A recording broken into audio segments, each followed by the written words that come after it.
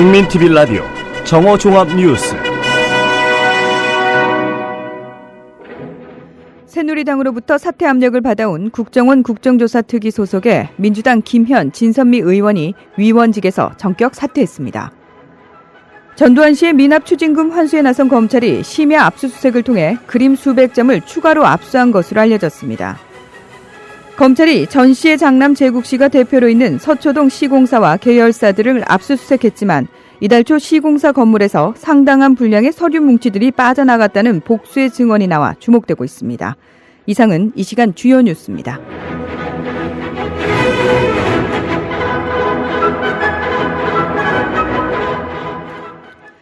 (7월 17일) 재헌절 국민TV 라디오 정오종합뉴스 첫 소식입니다. 새누리당으로부터 사퇴 압력을 받아온 국정원 국정조사특위 소속의 민주당 김현, 진선미 의원이 위원직에서 전격 사퇴했습니다. 김한길 민주당 대표는 오늘 오전 최고위원회의에서 어젯밤 늦게 김현, 진선미 의원이 선당 후사의 자세로 자진 사퇴를 결단했다는 말을 들었다며 지도부로서는 두 분의 결단을 안타깝지만 고맙게 받아들인다고 밝혔습니다.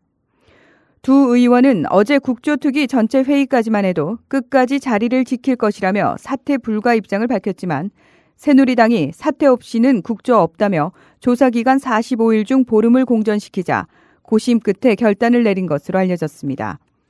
민주당 김현 의원의 말입니다. 저희들은 오늘 국가정보원 댓글 의혹 사건 등의 진상규명을 위한 국정조사특별위원회 위원직은 내려놓습니다. 오직 국정조사가 새누리당의 발목 잡기에서 벗어나 순행하기를 바라는 충정에서 사퇴합니다. 나라를 위한 저희들의 결단입니다. 그러나 오늘 저는 국정조사특별위원회 직함만 내려놓을 뿐이며 진실규명을 위한 임무를 내려놓는 것은 절대 아닙니다. 앞으로 국민과 함께 국정원 불법 정치 개입 사건의 진실규명을 위해 더욱더 노력할 것을 약속드립니다. 모든 회의에 빠짐없이 참석할 것이며 새롭게 밝혀지는 사실을 보다 신속하게 전해드릴 수 있도록 모든 노력을 다할 것입니다. 당장 국정조사는 가동될 흐름이지만 민주당이 이 두 의원의 사퇴를 전제 조건으로 이명박 전 대통령과 김무성 새누리당 의원, 권영세 주중대사의 증인 채택을 요구할 수 있음에도 아무 실익 없이 여당 주장을 수용한 꼴이어서 정치적 협상력 부재라는 비판을 면하기 힘들 것으로 보입니다. 최경환 새누리당 원내대표는 오늘 늦었지만 두 의원이 사퇴한 것은 다행이라고 만족감을 표시했습니다. 김태흠 새누리당 원내대변인이 국정원 대선 개입을 질타하는 촛불 집회 참석자들에 대해 대선 패배를 인정하지 않는 세력이라고 비난해 파문이 예상됩니다. 김태흠 대변인은 오늘 평화방송 라디오에 출연해 촛불 집회 주최 측이 스스로 시민단체라고 말하지만 장외투쟁에 참여한 단체나 구성원들을 보면 쇠고기 파동 때 촛불 시위를 주도했던 사람들이고 친야 성향의 단체들이라며 대선 패배를 인정하지 않는 세력이라고 주장했습니다. 그러면서 민주당 내 친노 강경파들인데 친노 세력이 몇만 명만 되겠나 이렇게 막말을 한다거나 대선의 불복이나 현 대통령의 정당성 훼손 등의 발언을 하는 사람들은 다 친노들이라고 비난하기도 했습니다. 김태흠 대변인의 말을 들어보겠습니다. 이런 어떤 장애투쟁이라든가 촛불, 집회 또 시국선언 이런 것들을 좀 보면은 어떤 민주당의 대선 불복 인식이 좀 깔려있다. 이렇게 지금 보시나요? 그렇죠. 왜냐면은 대선 결과가 52% 대 48% 나온 거 아닙니까? 네. 그래서 48%의 사람들이죠. 48% 중에서 대선 패배를 인정하지 않는 극렬 세력이라는 거죠. 그래서 2만 명이다, 3만 명이다. 그 숫자가 의미가 없는 거예요. 네. 기본적으로는 대선 패배를 인정하지 않으려는 그런 사람들이라는 얘기죠. 그럼, 어떻게 친노 세력이 어떻게 몇만 명만 되겠습니까? 청와대 이정현 홍보수석도 새누리당의 국정조사 공전 책임을 꾸짖는 민주당 인사들의 발언을 막말로 규정하고 대선 불복으로 규정하는 등 도를 넘는 대응으로 빈축을 사고 있습니다. 이정현 수석은 어제 정말 더 이상은 국가정보원 사건을 박근혜 대통령에 연관시켜 국기를 흔드는 일은 멈춰주기를 바란다며 이렇게 대통령을 무자비하게 깎아내리고 이렇게 정통성을 부인하는 언동을 하는 것은 국민에 대한 도전이라고 본다고 말했습니다. 이정현 수석은 민주당에 대해 이제는 분명하게 대선에 대해 불복하면 불복한다고 이야기를 하라며 개별적으로 모임에 가서 이야기하지 말고 대선에 대해 이제는 분명한 입장을 밝히라고 요구하기도 했습니다. 이와 관련해 경향신문과 인터뷰한 새누리당 한 중진 의원은 정치 현안은 계속 생성될 텐데 그럴 때마다 청와대가 정쟁의 중심에 서는 모습은 옳지 않다며 잘못하면 대통령에게 화살이 되돌아갈 수 있다고 말했습니다. 이에 대한 홍성규 통합진보당 대변인의 논평을 들어보시겠습니다. 청와대가 대선 불복 운운하는 것이야말로 적반하장입니다. 국정원의 명백한 선거 개입, 당시 박근혜 선거대책위로 옮겨붙은 불법 부정선거 의혹에 대해서 철저하게 진상을 규명하라는 것이 들끓는 민심입니다. 이를 철저하게 외면하고 능멸하는 청와대야말로 민심 불복 정권 아닙니까? 청와대는 대선 불복 운운하기 전에 부정선거 획책에 대한 입장부터 명확히 밝히는 것이 순서입니다.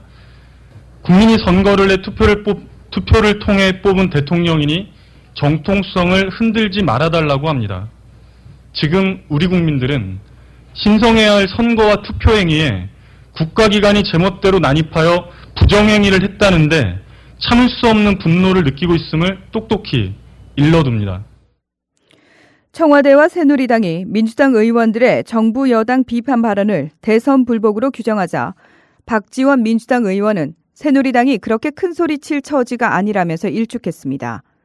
김태흠 새누리당 대변인에 이어 평화방송에 출연한 박지원 민주당 의원은 막말 논쟁은 우리도 잘못을 했고 많은 반성을 하고 있지만 새누리당에서 그렇게 큰 소리 칠 처지가 되지 않는다며 과거 새누리당 의원들의 고 노무현 전 대통령 비방 발언을 지적했습니다. 이와 관련해 박지원 의원은 지난 2004년 8월 환생경제라는 연극을 할 때 노무현 대통령을 술주정뱅이 노가리로 표현해가지고 뭐 죽일 놈, 모든 욕설과 심지어 음담패설로 엄청나게 현직 대통령을 비하했다며 이때 이 연극을 보신 박근혜 대통령께서 프로를 방불케 하는 연기다. 이렇게 극찬을 하지 않았는가라고 질타했습니다. 박지원 의원의 말을 들어보시겠습니다. 금년도에도 6월에 새누리당의 모 최고위원은 노무현 대통령은 반역의 대통령이다. 또 오래전에도 노무현 대통령은 생긴 게 개구리와 똑같다. 또 방일 외교하고 들어오니까 등신 예교의 표창이다. 이런 막말을 해왔습니다. 네. 그렇지만은 우리가 국격을 따진 것도 아니고 그러한 사과를 요구했을 뿐이에요. 심지어 모 원내대표는 최근에도 노무현 대통령이 자살이 잘 됐다. 이런 표현을 했습니다. 네. 전두환 씨의 미납 추징금 환수에 나선 검찰이 심야 압수수색을 통해 그림 수백 점을 추가로 압수한 것으로 알려졌습니다. YTN 보도에 따르면 전 씨의 장남 제국시 소유의 출판사인 시공사 파주 사옥의 지하 1층에 자리한 시공사 계열사의 물품 보관 창고에는 유리동상과 미술품 보관 상자들이 창고 안에 어지럽게 널려져 있었습니다. 검찰은 그림과 도자기 등 고가의 미술품 190여 점을 압수한 데 이어 심야 압수수색을 통해 추가로 200여 점을 더 압수했습니다. 파주에 있는 시공사 사옥과 시공사 기숙사 두 곳에서만 전 씨 일가 소유의 그림 400여 점을 압수한 것입니다. 압수한 그림 가운데는 박수근 화백과 청경자 화백 등 국내 유명 화가의 그림들이 포함된 것으로 전해졌습니다. 이들은 한국 근대 미술의 거장으로 꼽히는 화가들로 박수근 화백의 그림은 한 점에 2억 원, 청경자 화백은 3천만 원을 웃돕니다. 전 씨 자택에서 압류한 이대원 화백의 그림도 1억 원을 웃도는 것으로 알려졌습니다. 한편 민주당 신경민 의원은 지난달 20일 국회 법제사법위원회 전체 회의에서 황교안 법무장관을 상대로 미술계 쪽 상당히 많은 사람들 사이에서 돌아다니는 첩보라며 오상 근처에 천문학적인 엄청난 규모의 국내외 화가들이 그린 명화들이 있는 수장고가 있다고 한다고 의혹을 제기했었습니다. 진실을 호도하지 않고 논점을 이탈하지 않는 공정 뉴스. 국민TV 라디오 뉴스의 꿈입니다. 지금은 정오 종합뉴스와 함께하고 계십니다.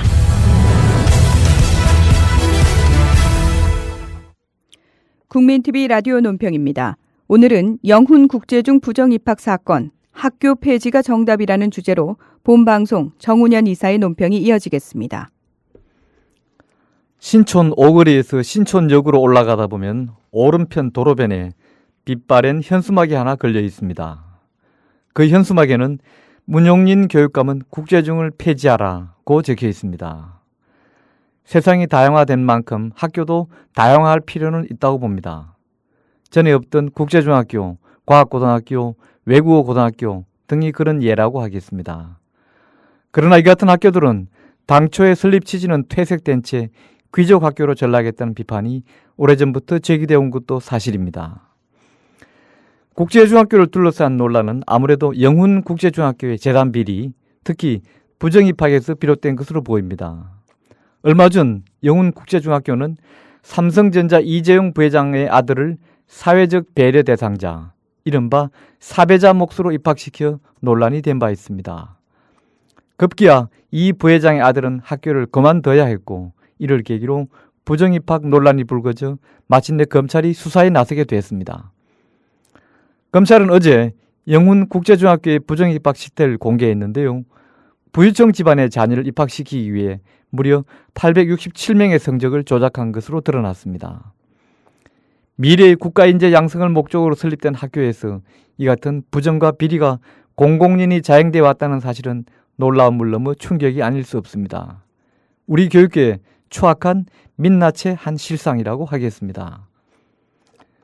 지난해 서울의 어느 아동보호시설이 운영하는 초등학교 졸업생 5명이 사배자 자격으로 영훈국제중학교에 지원했습니다. 이들은 성적은 모두 합격권이었으나 왠지 모두 낙방했습니다. 알고 보니 영훈중 교감이 주도하는 입학관리위원회에서 이들의 주관식 문제 채점을 일부러 낮췄다고 합니다. 학교 측은 시설에서 운영한 학교 출신들이 들어오면 학교 분위기를 망칠까봐 그리 했다는 것입니다.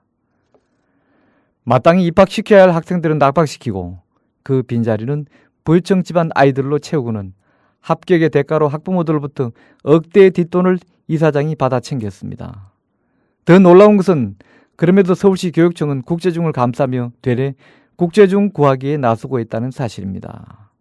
교육 전문가들은 이제라도 국제중을 폐지하고 일반 중학교로 전환시키는 것이 정답이라고 지적하고 있습니다. 문용린 서울시 교육감의 고집이 얼마나 갈지 지켜보기로 하겠습니다. 국민TV 라디오 논평이었습니다. 다음 소식입니다. 검찰이 전 씨의 장남 재국 씨가 대표로 있는 서초동 시공사와 계열사 등을 압수수색했지만 이달 초 시공사 건물에서 상당한 분량의 서류 뭉치들이 빠져나갔다는 복수의 증언이 나와 주목되고 있습니다. 한겨레 보도에 따르면 시공사 인근에 사는 한 주민은 10여일 전쯤 시공사 사무실이 위치한 건물 앞에 1.5톤 트럭 한 대가 와 서류 뭉치를 싣고 떠났다. 이삿짐 센터 직원으로 보이는 사람 여러 명이 상당한 분량의 서류 뭉치들을 건물에서 빼내어 트럭에 실었다. 트럭에는 2011년 매출 전표, 거래 내역서 등이 겉면에 적힌 서류철들로 가득했다고 말했습니다. 이 건물 4층에 입주한 회사에서 일하는 한 직원은 2주 전 시공사 쪽에서 이사를 한다며 짐을 많이 뺐다고도 말했습니다. 서울 지역 현재 기온 24.3도입니다. 국민TV 라디오 정오종합뉴스를 마칩니다. 문희정이었습니다.